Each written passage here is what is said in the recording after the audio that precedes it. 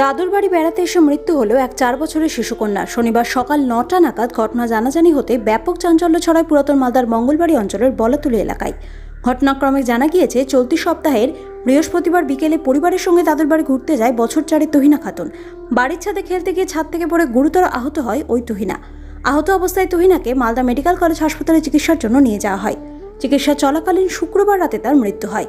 এই ঘটনা জানাজানি হতে শোকের ছায়া নেমে আসে পরিবার সহ গোটা এলাকায়।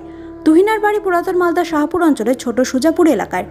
তুহিনার বাড়িতে রয়েছেন বাবা মা সহ আত্মীয় পরিজন। তুহিনার মৃত্যুতে গভীরভাবে শোকাহত তার বাবা মা সহ পরিবারবর্গরা। ব্যুরো রিপোর্ট, প্রথমে বাংলা আপডেটস।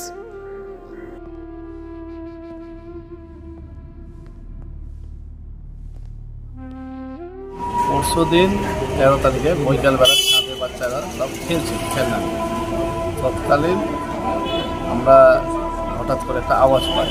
কি দেখি বাড়িতে গেট খুলে গিয়ে দেখি ছাদ থেকে পড়ে গেছে।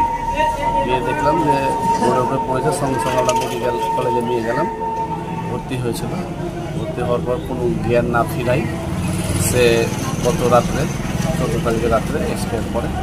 আমরা এখন মালদা থানায় এসেছিলাম তার মৃত্যুদেহ নেওয়ার সৎ কাজ করার জন্য। বলছি, বাড়িতে কে কে আছে? বাড়িতে ওর বাবা নানির বাড়িতে ছিল, বেড়াতে এসেছিল, বেড়াতে এসে এবার ছাদে উঠে যায়। মানে লক্ষ্য না করার জন্য, কখন উঠে থেকে বুঝতে না পারার জন্য একা ছাদে খেলতে গিয়ে পড়ে গেছে। ওই যে ওনার 3টা সন্তান, এটা 2 নম্বরটাই। ক বছর বয়স? 4 বছর।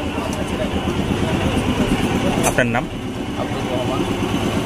মৃতের কে হন আপনি? না।